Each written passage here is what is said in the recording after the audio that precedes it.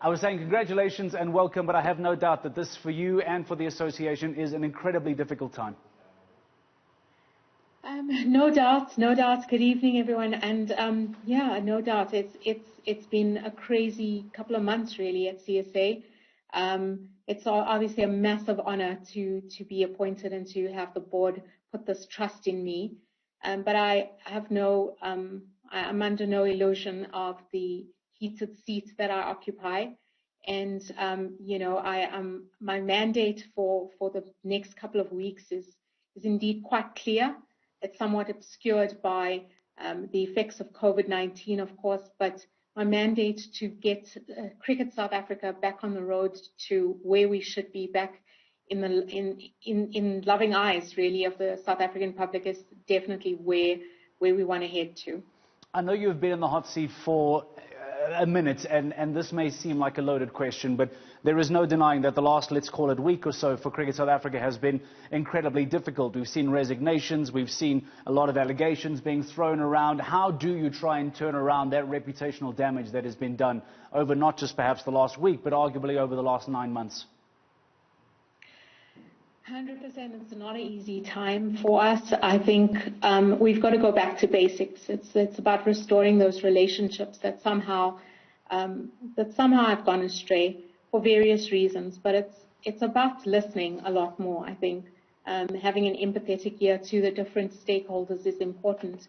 It's important to understand things from the different sides, the different areas that CSA, CSA affects. That's the most important bit. So from our perspective, it would be a focus on getting our credibility back and restoring those relationships. Now, the Thabang Moray issue is certainly one that has grabbed a lot of headlines. There are ongoing legal cases against Cricket South Africa. All of that amidst COVID-19. Where on earth do you even begin? We begin by focusing on what we do best. And what we do best as an organization is put on good cricket. And that's where we as an organization really come together. The staff of CSA is made up of hundreds of good people who are serving the game in so many different ways. So it's about focusing on what we do best as a start point.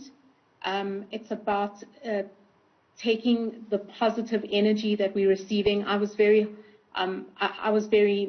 heart was warmed by the positivity that I received today from all quarters of the South African public.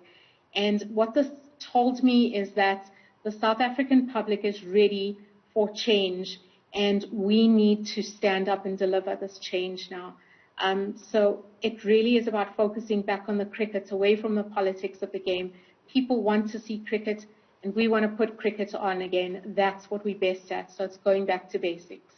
Ms. Govender, one of the most contentious issues of the week has followed that around the Momentum Proteas, the women's national team who are denied the opportunity to travel to England to be a part of that UK tour. From your perspective, firstly, try and clarify for the South African cricket fans as to how and why the women's team was not given the opportunity to fulfill that tour, whilst we've been told that many of the men's players will be leaving South Africa to compete in the IPL.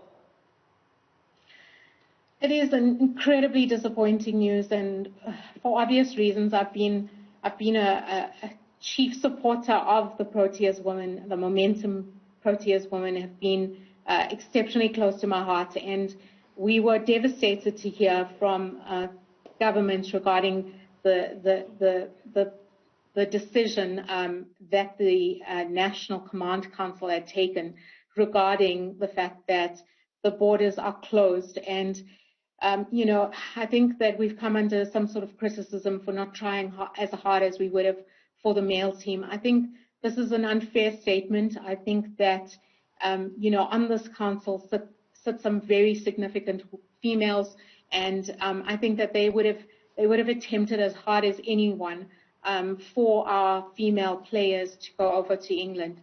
Unfortunately, this is government policy, and we operate within the ambit of the government of South Africa, and as much as we have tried, unfortunately, this is something that we have not been able to get right. This is a decision that does not lie.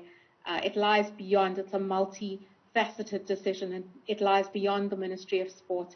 It lies within the Ministry of Health, National Department of Health, and several other key stakeholders. So I think that it is unfortunate and it is a huge disappointment. But unfortunately, the health of human beings must come first, and it did in this case.